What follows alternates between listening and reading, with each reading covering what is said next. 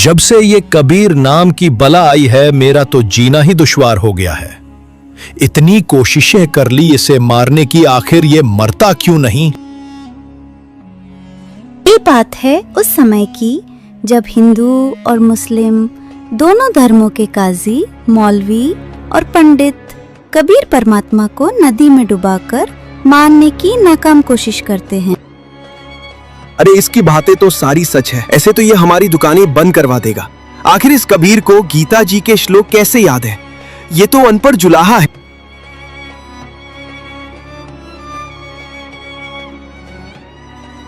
गुरुदेव, सुना है आज सम्राट सिकंदर लोधी गांव के दौरे पे आ रहे हैं। यही सही मौका है इस कबीर की शिकायत लगाने का। अब की बार राजा से कहकर इसे नदी में मरवा देंगे। सिकंदर लोधी, जो कि उस समय पूरे भारत के शासक थे, वे दौरे पर जाते रहते अपने से निजी शासकों को देखने कि क्या वो सही से कामकाज संभाल रहे हैं। ऐसे ही एक दिन राजा दौरे पर आता है और उधर सभी पंडित मौलवियों का दौर लग जाता है। वो राजा से कहते हैं, महाराज, अगर कबीर जैसा व्यक्ति हमारे यहाँ रहा तो गांव के बच्चों पर गलत असर पड़ेगा। वो ना तो धर्मों की इज्जत करना जानता है और ना ही साधु संतों की और लोगों को शास्त्रों का ज्ञान उल्टा सीधा करके सुनाता है। हमारी समस्या का समाधान करे राजा। महात्मा, आपको जरूर कोई गलत फहमी हुई होगी। महाराज, गुरुदेव सही कह रहे हैं। उस कबीर ने सारी हदें पार कर रखी हैं। उसे तो निश्चय ही उस कबीर को नदी में डुबा देना चाहिए। उसे जीने का कोई अधिकार नहीं है महाराज।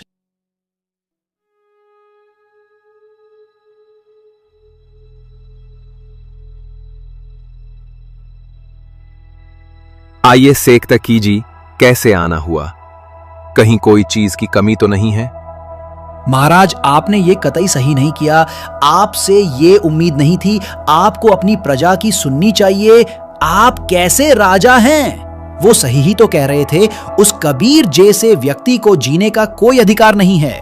उसे तो मर ही जाना चाहिए। राजा मान पढ़ाई में आ जाता है और स्वयं ही कबीर परमात्मा को बंदी बनाने निकल जाता है। राजा स्वयं अपने हाथों से कबीर साहब को हथकड़ी लगाता है, सिर्फ जनता में नंबर बनाने के लिए कि कहीं जनता मेरी विरोधी ना हो जाए। कहीं जनता सोचे कि महाराज तो कबीर को सजा नहीं दे सकता, ये तो उसका चेला है। राजा स्वयं अपने हाथों से कबीर साहब को बंधक बनाता है, जो कि एक सिपाही का काम था, सिर्फ जनता में नंबर बनाने के लिए। राजा सैनिकों से कहता है कि ले जाओ, इन्हें नदी में डालाओ। हा, चलो सैनिकों, बहुत हो गया इस कबीर का। चलो इसे लेके। राजा मान बढ़ाई के चलते ये तब भूल गया कि जब उसे भयानक जलन का रोग हुआ था तो कोई वैद्य, मौलवी, पंडित कोई राजा को ठीक नहीं कर पाया था। तब बस कबीर परमात्मा के आशीर्वाद मात्र से राजा का जलन का रोग ठीक हो गया था। तभी तो कहते हैं, कबीर राज तजना सहज है, सहज त्रिया का ने मान बढ़ाई ईर्ष्या दुर्लभ तजना ये। जैसे ही राजा सिकंदर लोधी बोलता है कि ले जाओ और इन्हें नदी में फेंकाओ, सिकंदर खुश हो जाता है और सारी कमान अपने हाथों में संभाल लेता है, क्योंकि उसकी तो मन की हो गई थी सिकंदर सैनिकों के साथ कबीर साहब को नदी में डुबाकर मरवाने ले जाता है। इस कबीर को पत्थर बांध दो और इसे नाव में ले जाकर नाव से फेंक देना। पत्थरों के वजन से ये डूब जाएगा। समझे मेरी बात सैनिकों? आप कतई चिंता ना करें पीर जी, मैं अभी जाता हूँ और इस कबीर को अभी पत्थरों से बांध के नौका से फेंक दूंगा। सैनिक कबीर परमात्मा को पत्थरों से बांध देते हैं और उन्हें नौका से नदी के बीच में छोड़ आते हैं। कबीर साहब को वहां छोड़ने के बाद सैनिक वहां से चले आते हैं। सेक्तकी राजा से कहता है, क्यों महाराज, पता चल गया ना, ये कोई अल्लाह वल्लाह नहीं है, बस एक जादूगर है। अब देखना कैसे इससे बंधे हुए पत्थर इसे नीचे खींचते हैं। जैसे ही पत्थरों का वजन पड़ेगा, ये कबीर को ले डूबेंगे। कबीर परमात्मा से बंधे हुए पत्थर अपने आप खुल जाते हैं और जहाँ राजा नदी किनारे खड़ा था, वो ही एक पत्थर का बड़ा टुकड़ा सीधा चलते हुए आता है और किनारे पे धड़ाम से टकराता है। राजा दूर जाके गिरता है मान बढ़ाई में। राजा इतना अंधा हो चुका था कि ये भी सोच नहीं सका कि एक पत्थर ऐसे कैसे आ सकता है। यहाँ खड़े खड़े मेरा मुंह क्या देख रहे हो? जाओ और जाके इस कबीर को पत्थर फेंक फेंक के मारो। कबीर साहब नदी के बीच में थे। सभी लोग जब भी कबीर परमात्मा पर पत्थर फेंकते, वो तो बस कुछ फेंक जाता और नदी में गबाक हो जाता। अरे तीर चलाओ, गोलियां चलाओ, पत्थर वहां तक नहीं पहुंच रहे हैं। सभी लोगों ने देखा कि पत्थर तो वो तक पहुंच ही नहीं रहे हैं, तो सभी बंदूक तीर कमान ले आते हैं। कबीर परमात्मा जल पर ऐसे बैठे हैं जैसे जमीन पर बैठे हों। वो कबीर साहेब पे खूब बंदूक की गोलियां व तीर चलाते हैं, लेकिन सभी तीर और गोलियां कबीर परमात्मा के निकट से निकल जाती। उन्होंने देखा कि तीर और गोलियां तो कबीर साहेब को छू तक नहीं पा रही। तभी सेक्तकी सैनिकों से कहता है, सैनिकों जाओ जाकर तोफ लेकर आओ, मैं भी तो देखूं इस जुलाहे की जादूगरी कब तक मेरे सामने टिकती है।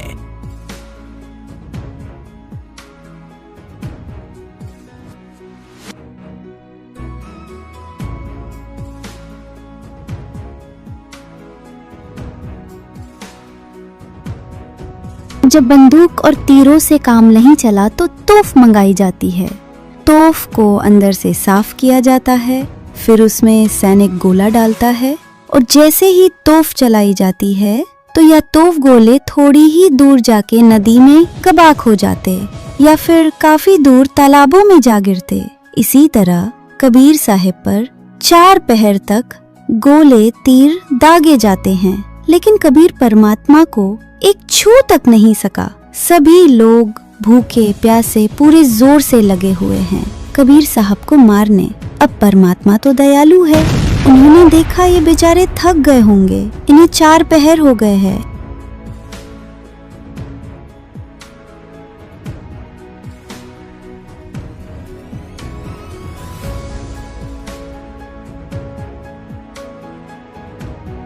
चार पहर तक लगातार कबीर परमात्मा पर गोले दागे जा रहे।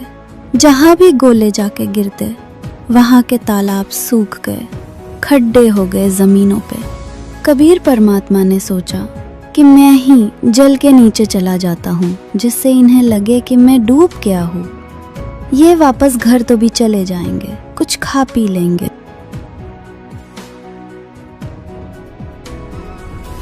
मैं अपने बच्चों को तत्वज्ञान समझाता हूँ और ये मुझे और इस तत्वज्ञान को ना समझकर मुझे ही मारने आते हैं। है तो मेरे ही बच्चे काल के रंग में रंगे हुए हैं। मान बढ़ाई के चलते कुछ नहीं सूझता इन्हें। सुबह से भूखे लगे हुए हैं, मुझे मारने ना कुछ खाया है और ना ही थोड़ा बहुत आराम किया है। एक काम करता हूँ, मैं ही जल के नीचे चला जाता हूँ, जिससे इन्हें लगे कि मैं डूब गया हूँ। घर तो भी चले जाएंगे, जाकर आराम कर लेंगे।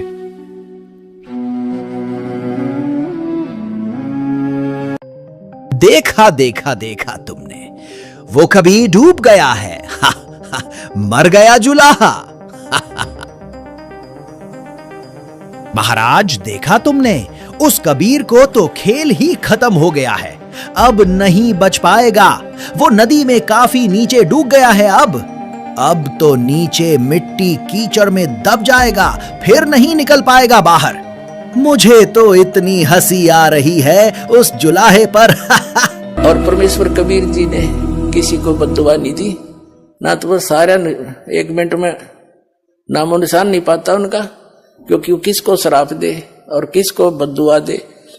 अपने बालकों को कभी बद्दुआ दी नहीं जा सकती माता पिता पे, ये सत्क्रम मान लो। चाहे ऊपर ले मन तक गाड़ी भी दे दे कोई, लेकिन जब दुखी होगा, जब रोना आया करे उसने, तो ऐसे ही उन्हें हमारे दुख का पता है कि भांग पी कर मेरा पीछे पड़ रहे और अपनी समर्थता दिखानी थी।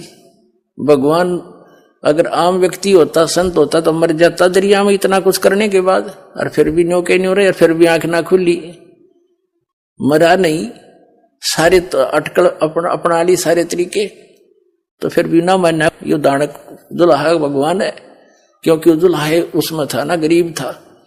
और ये राजा होता रामकृष्ण ने रापा मान लिए, 5-4 घट दिए, 2-4 मार दिए, अरे आप भगवान से दोगे? ये तो 2 लठ मार के कोई किसान बना लिया, यहाँ के तो नियम यहाँ पर है। और ऐसे भगवान से दोना, ये है समर्थता का खेल। देखियो कबीर साहब को परमात्मा सिद्ध करना, क्योंकि परमात्मा थे ही। अबदास को वो पर दया बख्शी, वो अपनी सारे लक्षण बताए। आज के जमाने में कबीर साहब को परमात्मा सिद्ध करना बालकों का खेल नहीं, और यूं ही हो गया, क्योंकि समर्थ थे, सच्चाई थी। सिला धरी जब नावे में बांधी गले कबीर, गरीब दास फंद टूटे कर ना डूबे जल नीर। परमात्मा के गले में पत्थर बांध दिया, और वो जब गंगा में डाले तो वो पत्थर टूट गया गले से। मालिक बैठ के नो के नो जल के ऊपर दोबारा, और वो पत्थर जो था वहां से चलकर समुद्र, इसको ऊपर जल के ऊपर से चलकर वो पत्थर की शिला जहां सिकंदर लोधी खड़ा था उसकी तरफ आई, नोखा काट ठानती जैसे नौका चला कर जंजन वाली, और आके उसके धड़ाम देसी लगी किनारे पे। सिकंदर 10 कदम पीछे गया, और फिर भी ना समझ में आई, पत्थर तिरका आवे, और भगवान ये डूबे नहीं, तो और क्या क्या जुल्म किया इन्होंने। शिला चली सा और को देखत का ख्याल, गरीबदास कबीर का आसन अदर हमाल। मालिक तो दरिया पर बैठे हैं जल के ऊपर, और वो पत्थर जो गढ़ में बांध रखा था वो टूट कर मालिक के गल से और पानी के ऊपर से सिकंदर लोधी सा की ओर भागी आई। फिर कहते हैं गुस्से में आकर बोले तीर मारो, बाण गोली मारो इसके। तीर बाण गोली चला ये तोप रख लो सोरे, तोप गरीबदास उस जुल्हदी के एक गई नहीं और। जिसको तुम जुलाहा कहते हो, जिसको आप एक कवि मानकर उसकी फाइल को बंद किए बैठे हो, उसकी महिमा आदरणीय गरीबदास साहिब जी आंखों देखी, और उनके द्वारा प्राप्त दृष्टि से तुलसीदास जी की तरह यथार्थ करे। कहते हैं तीर बाण गोली चलाएं और तोप रख लो शोर। गरीबदास उस जुल्हदी के यानी उस दानक के जुल्हे के एक गई नहीं और, उसकी ओर एक भी नहीं गई गोली। उड़े फिस इधर फिर आकाश में हो जा, खूब निशाना शान नौकर दिनू जा। अब क्या बताते हैं, अदर धार गोले बह ये जल के बीच गबाक। गरीबदास उस जुल्दी पर शस्त्र छूट लाख, यानी लाखों लोग, सेना भी आ गिर, सब पुलिस भी आ गिर, आम व्यक्ति भी जो दुश्मन थे वो ले आए, तीर का काट के कोई गोली मारे। अधर जैसे तोप रख ले सब चले ये तीर बाण कमाने। गरीबदास उस जुल्हदी पर, वह जुल्हदी जल पर रहे अमान। अधर धार अपार गति ही जल पर लगी समाध। गरीबदास निज ब्रह्म पद ये खेले आद अनाद। जुल्म हुआ डूबा नहीं ये शस्त्र लगे न बाण। गरीबदास अब कौन गति कैसे लीजे प्राण। लगी समाधि अगाध में बिचरे काशी गंगे। गरीबदास की लोले सरिये छू है चरण तरंगे। चार पहर गोले बगे ये दमकी मुल्क मदान। गरीबदास पोखर सूखे वो रहे कबीर अमान। कितनी प्यारी व्याख्या की है कि 4 पहर तक, 8 पहर का दिन रात होता है, 4 पहर माने 12 घंटे तक उस परमात्मा पर पत्थर तीर और गोले तोप के ये मारे गए और परमात्मा बैठे गंगा के बीच में, दरिया के बीच में, जल के ऊपर जैसे थल पर बैठा करे। अब वहां उसने मारने कौन जा, तो वहीं से तोप और तीर किसी किसी तरह अंड करो इसका। तो क्या क्या बताते हैं गरीबदास साहब जी के तीर बाण गोली चले तोप रे किलो सोरे, दुम दुम हो रही, दुम चारों तरफ से बंदूकों की, तोपों की। गरीबदास उस जुल्हदी के एक गई नी और, उन परमात्मा उस यानी जिसको तुम एक दानक कह के बोल रहे हो, जुल्हा कह के, उसकी तरफ एक भी गोली, तीर और तोप का गोला नहीं गया। कितनी सिंपल लैंग्वेज में कहा है, जैसे हम बालक थे छोटे छोटे, हम कहावत हमारे हरियाणा के अंदर, हम पत्थर जैसे कोई डला मारते थे ना पानी में, तो उसकी आवाज होती थी गभाक। तेनों क्या करते ले जल में पड़ा गभाक देसी बोला।